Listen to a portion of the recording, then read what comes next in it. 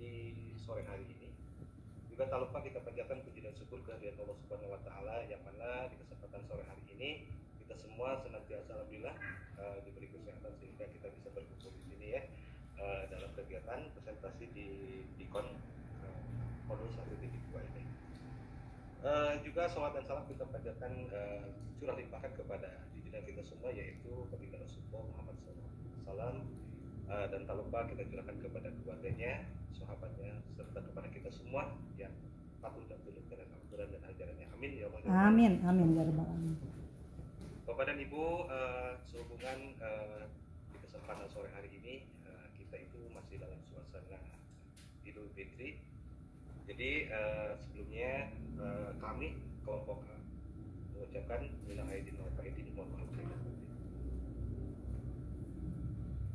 Untuk selanjutnya Bapak dan Ibu, sebelum kami melakukan presentasi di sore hari ini, kami izin screen dulu untuk memperkenalkan diri dan juga kelompok di sini.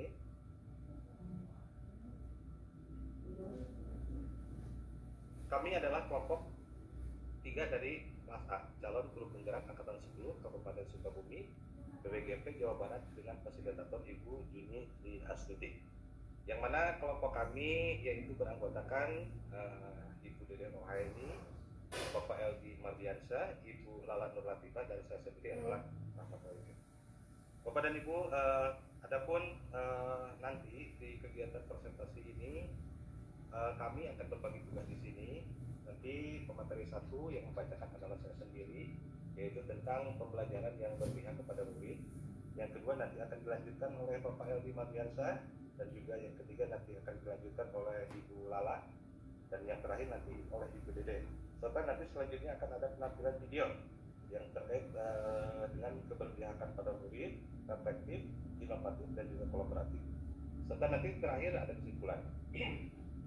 Baik Bapak dan Ibu, karena mungkin waktu kita posisi hanya 25 menit, jadi di sini untuk pembukaan 3 menit, untuk pembacaan materi 10 menit, nanti untuk ada tanya jawab 7 menit, kesimpulan 3 menit, dan juga penutup. Baik Bapak dan Ibu, supaya tidak terlalu banyak menyita waktu, mari kita bersama-sama presentasi ini dengan membacakan basmalah. Bismillahirrahmanirrahim.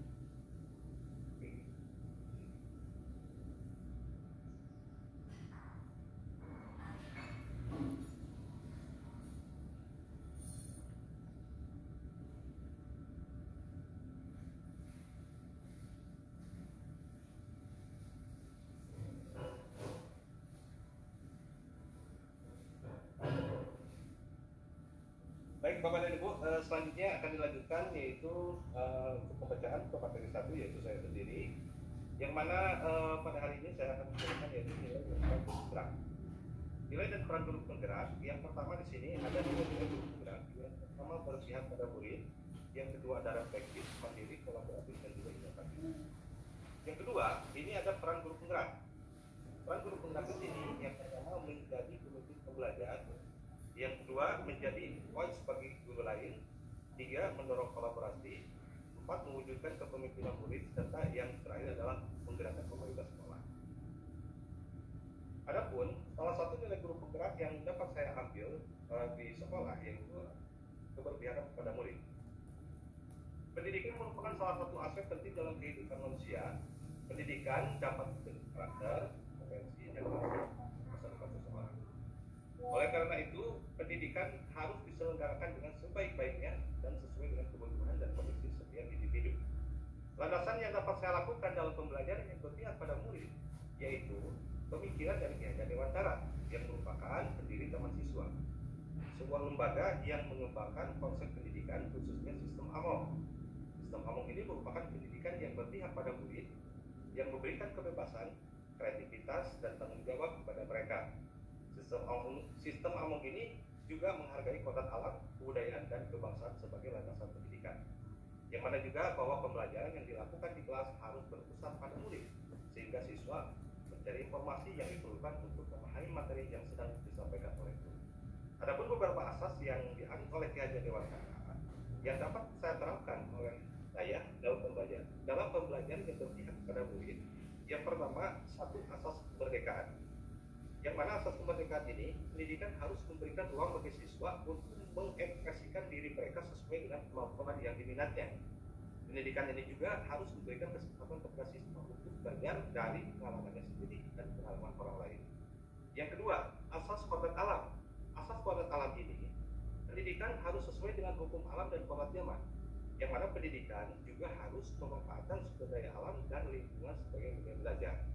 Yang ketiga, asas kebudayaan. Asas kebudayaan ini, pendidikan harus mengembangkan nilai-nilai budaya lokal dan nasional sebagai identitas bangsa. Pendidikan juga harus menghormati keragaman budaya sebagai sumber kekayaan dan kearifan. Yang keempat, asas kebangsaan, yaitu pendidikan harus menumbuhkan rasa cinta tanah air dan semangat nasionalisme sebagai wujud loyalitas terhadap negara. Pendidikan juga harus membekali siswa dengan pengetahuan dan keterampilan yang berguna bagi bangsa. Yang kelima, asas kemanusiaan, yaitu pendidikan hendaknya mengedepankan nilai-nilai kemanusiaan universal sebagai landasan moral dan etika.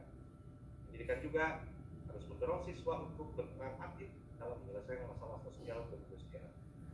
Selain itu juga ada beberapa konsep dari pemikiran Ki Hajar Dewantara yang dapat dijadikan inspirasi bagi saya, yaitu satu, menggunakan teori Freeport.